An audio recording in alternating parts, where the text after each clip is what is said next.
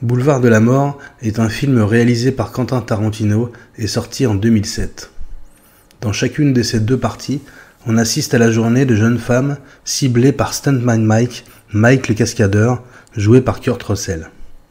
Mike est un tueur en série qui utilise sa voiture comme une arme. Comme l'a dit Tarantino, l'idée était de faire un genre de slasher. Un slasher, oui, mais un slasher avec des cascades de voitures absolument hallucinantes. Surtout dans la deuxième partie d'ailleurs.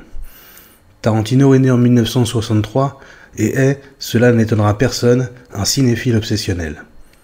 Il est, comme il l'a montré avec son dernier film en date Once Upon a Time in Hollywood, très intéressé, et même on peut le dire, nostalgique du cinéma et des séries des années 60 et 70. Avec Boulevard de la Mort, il dit son amour pour les séries B de cette époque et pour les doubles programmes, séances de cinéma au cours desquelles étaient diffusés 2 films pour le prix d'un seul billet. C'est pourquoi Boulevard de la Mort s'inscrit dans un diptyque dont l'autre partie n'est autre que Planète Terreur, réalisé par son ami Robert Rodriguez.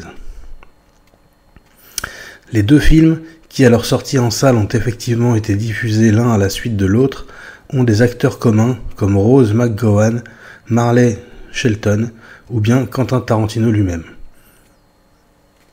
En effet, comme il le fait souvent dans ses films, Tarantino interprète un rôle dans son Boulevard de la Mort, ici Warren le barman, et en interprète un autre dans Planète Terreur. La parenté entre Boulevard de la Mort et Planète Terreur se voit également dans les imperfections sur l'image des 2 films, imperfections apportées volontairement afin de faire référence aux séries B des années 60-70. Il peut s'agir par exemple de l'image qui saute ou de rayures sur la pellicule. Boulevard de la Mort raconte quelque chose d'extrêmement simple. N'y cherchons pas un scénario complexe.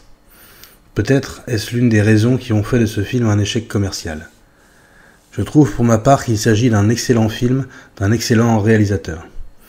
Tarantino a l'habitude, comme chacun sait, d'écrire des dialogues à rallonge qui bien souvent n'ont pas de rapport direct avec l'intrigue, mais qui servent au développement de personnages et ont aussi pour but d'installer l'ambiance du film. Ce genre de dialogues sont légion dans Boulevard de la Mort et sont de mon point de vue d'une grande qualité. Si je devais résumer le film en 2 mots, je dirais dialogue et cascade de voiture. Parce qu'il faut en parler des cascades de voiture. Il n'y en a qu'une dans la première partie du film, tandis que la deuxième en est remplie. Et pour obtenir le rendu visuel qu'il désirait, et également pour rendre hommage au vieux film qu'il aime, Tarantino n'a pas triché avec des effets numériques. Il n'y en a en effet absolument aucun dans ce film. Quand une voiture fait des tonneaux, elle les fait vraiment, avec un vrai cascadeur au volant. Quand Zoé Bell, cascadeuse et actrice, est allongée sur le capot d'une voiture en marche et que cette voiture est percutée à plusieurs reprises par un autre véhicule, cela s'est vraiment produit. Je trouve ça génial.